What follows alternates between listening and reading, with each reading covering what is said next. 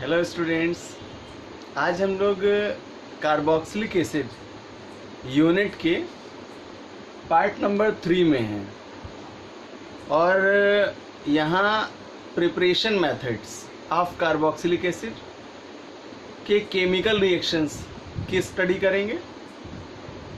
Various type of methods हैं जिनके माध्यम से कार्बोक्सिलिक अम्लों के निर्माण की प्रक्रिया को समझेंगे। साथ ही साथ कन्वर्जेंस भी मिलेंगे, जैसे एल्कोहलों से एल्डिहाइड और एल्डिहाइडों से कार्बोक्सिलिक एसिड। तो आपको इंट्रो बेसिक कन्वर्जेंस के केमिकल रिएक्शंस भी हैं और यही preparation methods what happen when के केमिकल रिएक्शंस के रूप में भी स्टडी करेंगे। तो आइए स्टार्ट करें इनके निर्माण की सामान्य विधि। तो फर्स्ट मेथड स्टार्ट करेंगे by oxidation of primary alcohols and aldehydes, अर्थात प्राथमिक एल्कोहलों और एल्डिहाइडों के ऑक्सीडेशन द्वारा, ऑक्सीकरण द्वारा कार्बोक्सिलिक अम्लों का निर्माण। It is an into conversion type of method. You know that in it, when we oxidized primary alcohols in the presence of potassium permanganate KMnO4 or potassium dichromate K2Cr2O7, then it oxidized in aldehydes, and aldehydes are direct oxidized, then they converted in carboxylic acid. अर्थात यहाँ जब हम 1 degree alcohols का, प्राथमिक एल्कोहलों का ऑक्सीकरण potassium permanganate और potassium dichromate दोनों में से किसी एक की प्रेजेंस में कराते हैं तो एल्डिहाइड प्राप्त होते हैं, और इन एल्डिहाइडों को जब हम डायरेक्ट ऑक्सीडाइज कराते हैं तो ये कार्बोक्सिलिक अम्लों में परिवर्तित हो जाते हैं। तो बहुत अच्छा ये कन्वर्जन हुआ। यहाँ आपको एल्कोहलों से कार्बोक्सिलिक अम्लों का निर्माण कैसे करेंगे, क्वेश्चन को एग्जामिनेशन में पुटअप करते हैं। तो हम लोग टर्म बाय टर्म पहले इसका मास्टर रिएक्शन देखते हैं और देन इसके बाद इसका एग्जाम्पल करेंगे। तो रिएक्शन समझ लें। प्राइमरी एल्कोहल्स आर CH2OH, ये 1 डिग्री एल्कोहल है, यानी प्राइमरी एल्कोहल है, और इसे ऑक्सीडाइज कराते हैं with nascent oxygen in the presence of potassium permanganate KMnO4 और पोटेशियम डाइक्रोमेट K2Cr2O7। यहाँ से twice molecule of hydrogen and single atom of oxygen subtracted water molecule H2O का पृथक्करण होगा, और जब H2O का पृथक्करण होगा तो यहाँ से बचा हुआ सब्सटेंस CHO में कन्वर्ट हो जाएगा, यानी एल्डिहाइड बनेगा। तो प्रोडक्ट लिखेंगे RCHO, कॉमन एल्डिहाइड्स हैं। और जब इन एल्डिहाइड्स का डायरेक्ट ऑक्सीडेशन कराते हैं तो ये ऑक्सीडाइज्ड हो जाते हैं और डबल ऑक्सीजन से ये कन्वर्ट हो जाएगा OOH में, ग्रुप हो जाएगा RCOOH, और जहाँ COOH समूह की उपस्थिति है वे कंपाउंड्स कार्बोक्सिलिक एसिड होते हैं।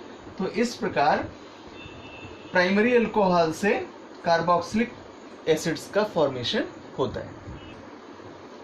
तो इसका एग्जाम्पल कर लेते हैं। Primary alcohols CH3 CH2OH, ethanol है ये, और इसे ऑक्सीडाइज कराते हैं नेसेंट ऑक्सीजन से इन द प्रेजेंस ऑफ KMnO4 और K2Cr2O7। ऑक्सीडाइज कराएंगे तो यहाँ से वाटर मॉलिक्यूल का सबस्ट्रक्शन होगा और एल्डिहाइड कंपाउंड बनेगा CH3CHO, नॉमिनेट करेंगे एसिटल्डिहाइड में, और इसका डायरेक्ट ऑक्सीडेशन कराएंगे, देन ये कन्वर्ट हो जाएगा CH3COOH में और एस्टिक एसिड का फॉर्मेशन करेगा, जिसे IUPAC नॉमिनेशन में एथेनोइक एसिड कहते हैं। तो अब देखिए इस एग्जाम्पल से कितना अच्छा एक कन्वर्जन आया। कि एथेनॉल यानी एथिल अल्कोहल से एस्टल्डिहाइड और एस्टल्डिहाइड से एस्टिक एसिड। तो एथेनॉल से एस्टिक एसिड कैसे प्राप्त करेंगे, या एस्टल्डिहाइड से एस्टिक एसिड या एथेनोइक एसिड का फॉर्मेशन कैसे करेंगे। तो दोनों ही इंट्रा कन्वर्जन में ये रिएक्शन हेल्पफुल होगा और preparation method is the best of carboxylic acid. तो इसी प्रकार अगर एरोमेटिक अल्कोहल्स लिए जाएं, जैसे बेंजिल अल्कोहल लिया जाए, तो हमें कार्बोक्सिलिक एसिड के एरोमेटिक कंपाउंड्स प्राप्त होते हैं। एक बहुत ही अच्छा रिएक्शन आपको बताऊं, प्राइमरी अल्कोहल्स एरोमेट्स में लिया बेंजिल अल्कोहल CH2OH एंड इसे ऑक्सीडाइज कराया इन द प्रेजेंस ऑफ KMnO4 और K2Cr2O7। जब इसको पोटेशियम डाइक्रोमेट के साथ ऑक्सीडाइज कराएंगे तो ये हाइड्रोजन और ऑक्सीजन वाटर मॉलिक्यूल का सबस्ट्रक्शन करेगा और यहाँ से ऑक्सीडाइज्ड होकर के एल्डिहाइड मिलेगा। तो फार्मूला होगा C6H5CHO और इस नॉर्मल पोजीशन पर एडिट करेंगे CHO और यहाँ पर अल्कोहल की ग्रुप है जबकि यहाँ एल्डिहाइड आया। तो बेंजिल अल्कोहल से बेंजल्डिहाइड, और जब इस बेंजल्डिहाइड का डायरेक्ट ऑक्सीडेशन कराते हैं तो ये ऑक्सीडाइज्ड होकर के इसे कार्बोक्सिलिक एसिड में कन्वर्ट करता है और इस प्रकार एरोमेटिक कार्बोक्सिलिक एसिड COOH का फॉर्मेशन होगा और यह बना हुआ कंपाउंड बेंजोइक एसिड कहलाएगा, जो कि एक एरोमेटिक कार्बोक्सिलिक अम्लों का मुख्य उत्पाद होता है। Now next method, by the hydrolysis of cyanides और नाइट्रिल्स, अर्थात नाइट्राइलों के जल अपघटन द्वारा या साइनाइड्स के जल अपघटन द्वारा। तो यहाँ का कॉन्सेप्ट है कि जब हम किसी नाइट्राइल कंपाउंड का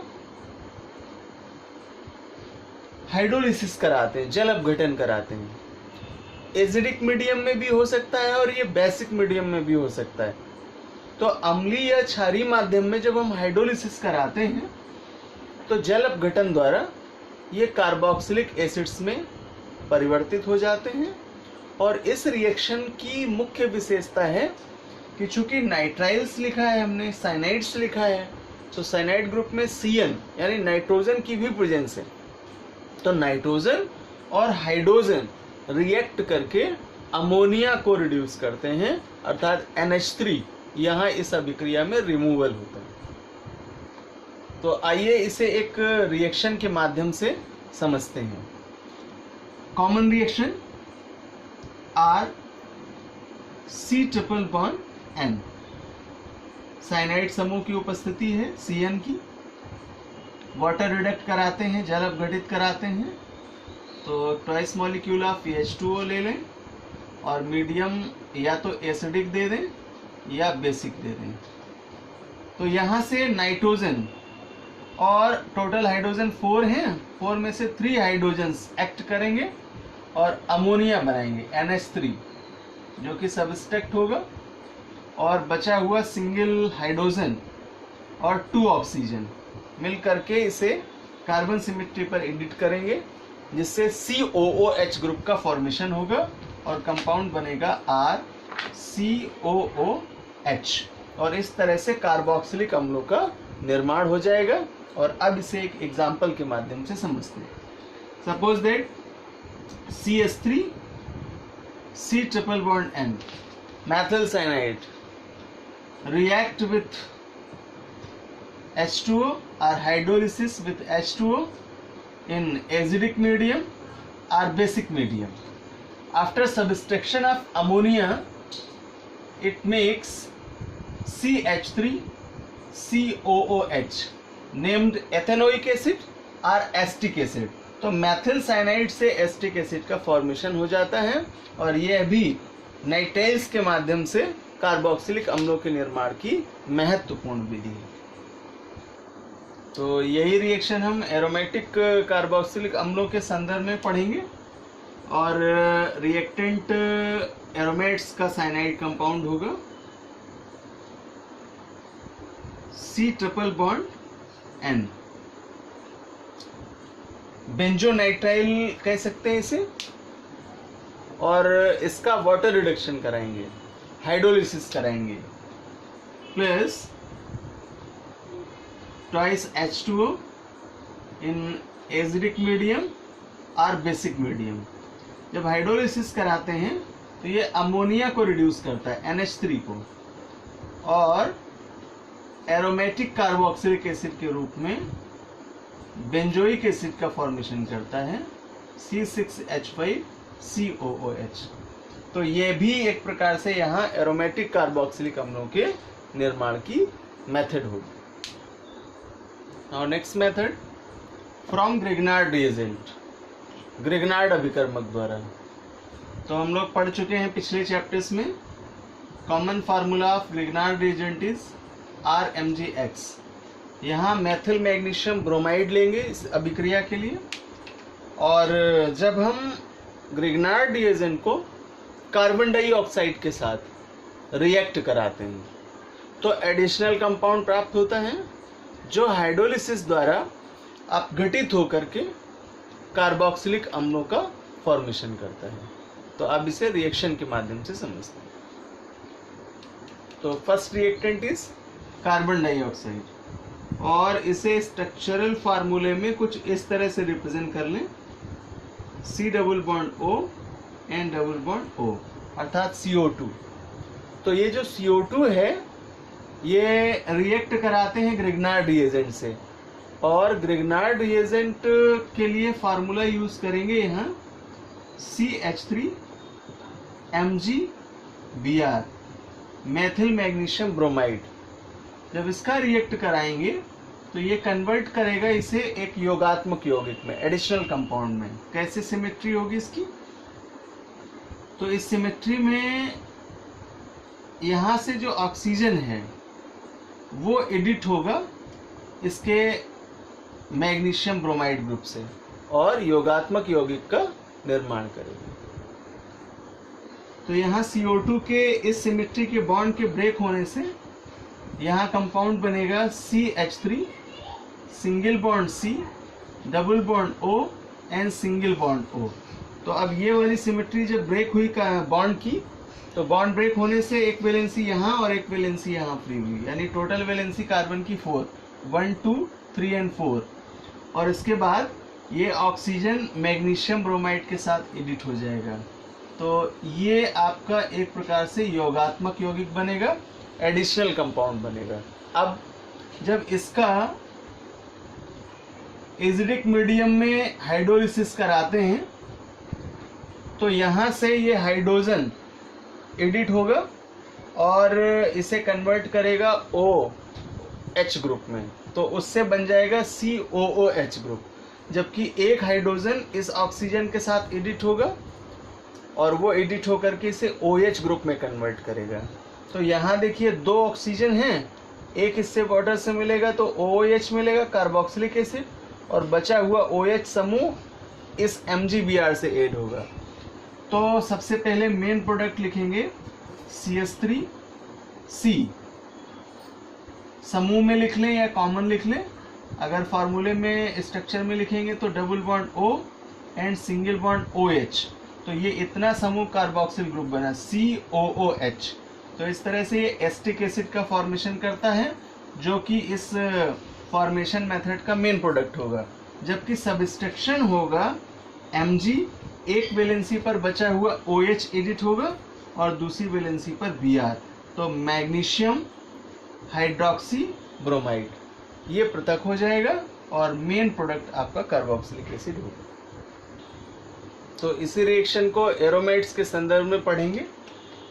carbon dioxide C double bond O and double bond O plus phenyl magnesium bromide ले लें।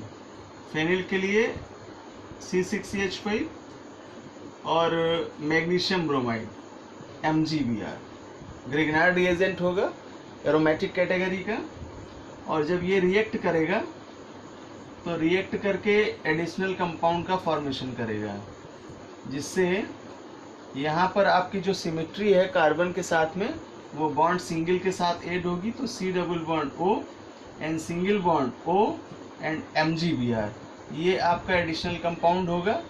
और आफ्टर हाइड्रोलिसिस एसिडिक मीडियम में रिएक्ट कराएंगे जब इसका, तो यहाँ से ये मैग्नीशियम हाइड्रोक्सी ब्रोमाइड को सबस्ट्रैक्ट करेगा, जबकि मुख्य उत्पाद के रूप में कार्बोक्सिलिक अम्लों का एरोमेटिक यौगिक बेंजोइक एसिड प्राप्त होगा, जो कि कार्बोक्सिलिक अम्लों का मुख्य उत्पाद होगा। Now next reaction, bye hydrolysis of esters, अर्थात एस्टरों के जल अपघटन द्वारा कार्बोक्सिलिक अम्लों का फॉर्मेशन। बहुत ही अच्छा रिएक्शन है यहाँ कि कार्बोक्सिलिक एसिड तो बना ही रहे हैं, लेकिन साथ में एल्कोहलों का भी प्रोडक्शन होगा। तो आपके लिए क्वेश्चन हुआ कि कार्बोक्सिलिक एसिड और एल्कोहलों को उत्पादित करने वाली अभिक्रिया, तो आपके लिए बेस्ट होगा एस्टर्स का हाइड्रोलिसिस। कॉमन रिएक्शन समझ लें, एस्टर्स का फार्मूला लिखते हैं COOR-, डिफरेंट एल्किल ग्रुप होगा, जैसा यहाँ दिखाया फार्मूले में, R single bond COO and R-। तो ये जो R है यानी एल्किल ग्रुप है, ये सेकेंड R- से डिफरेंट होगा, तो एक एल्किल ग्रुप दूसरे से यहाँ भिन्न होगा। हाइड्रोलिसिस कराएंगे एसिडिक मीडियम में, कन्वर्ट करेगा कार्बोक्सिलिक एसिड में, और साथ में एल्कोहल, प्राइमरी एल्कोहल्स का प्रोडक्शन करेगा। अर्थात यहाँ अगर हम वाटर का स्ट्रक्चर इस फॉर्म में ओपन कर लें HOH, तो ये एल्किल ग्रुप इसके OH को रिमूव करेगा, एल्कोहल बनाएगा, और हाइड्रोजन के ऐड हो जाने से कार्बोक्सिलिक एसिड बनेंगे। इसको रिएक्शन में समझते हैं। सपोज दैट CH3COO और यहाँ एथिल ग्रुप ले लेते हैं C2H5 प्लस हाइड्रोलिसिस कराते हैं वाटर से इन एसिडिक मीडियम, तो एथेनॉल का सबस्ट्रक्शन होगा और हाइड्रोजन के एडिट हो जाने से CH3 C double bond O and OH carboxylic acid बनेगा, जबकि C2H5OH एल्कोहलिक प्रोडक्ट होगा। तो इस तरह से कार्बोक्सिलिक एसिड के रूप में एस्टिक एसिड का फॉर्मेशन होगा। एरोमेटिक कार्बोक्सिलिक एसिड के संदर्भ में इसे पढ़ेंगे जब, तो यहाँ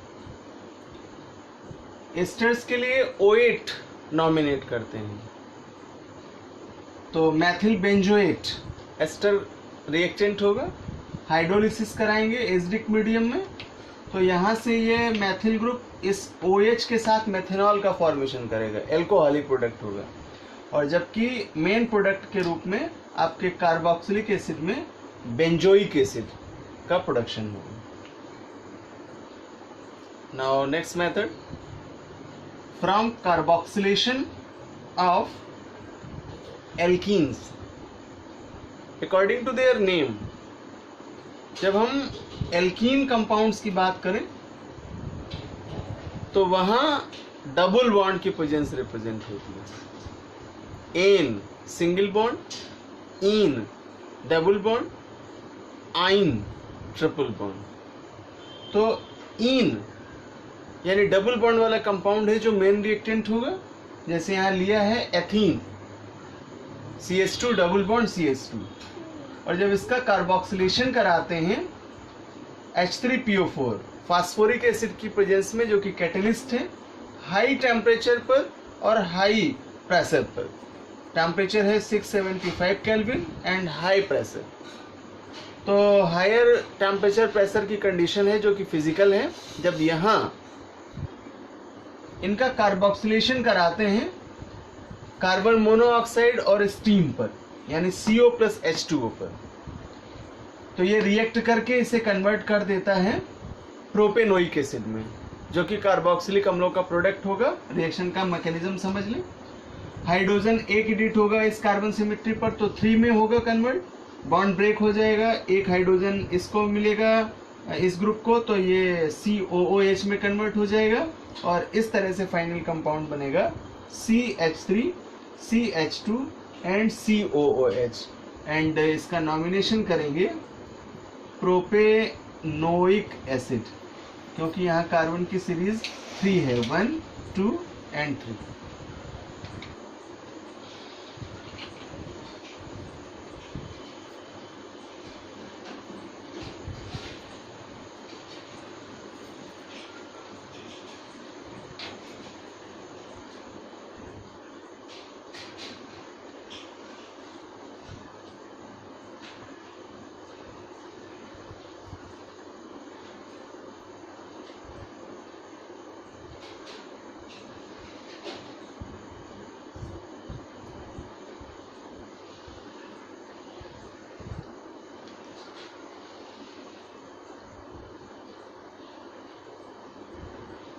तो स्टूडेंट्स, आज प्रिपरेशन मेथड्स में हम लोगों ने दोनों ही कैटेगरी के रिएक्शंस किए हैं यहाँ, अर्थात क्लासिफिकेशन में अगर जाएं तो एलिफेटिक कार्बोक्सिलिक एसिड्स और एरोमेटिक कार्बोक्सिलिक एसिड्स दोनों के ही केमिकल रिएक्शंस आए फॉर्मेशन मेथड्स में। इनमें कुछ आपको न्यू फार्मूले मिल रहे हैं जिन्हें आप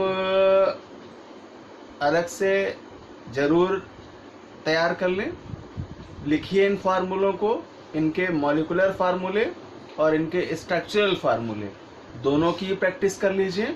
और जितने भी रिएक्शंस आपको मैंने बताए हैं इसी आधार पर और भी एग्जाम्पल्स आप बना सकते हैं, लेकिन ये मेन रिएक्शंस हैं जो मोस्टली एग्जामिनेशन में आपको पूछे जाते हैं, इसलिए इनकी प्रैक्टिस करिए। और शेष बचे हुए जो आपके मेथड्स हैं प्रिपरेशन के, उन केमिकल रिएक्शंस को हम लोग अगले पार्ट में कंप्लीट करेंगे और अगली क्लास में इन सारे मेथड्स की फुल्ली डिस्कशन करेंगे।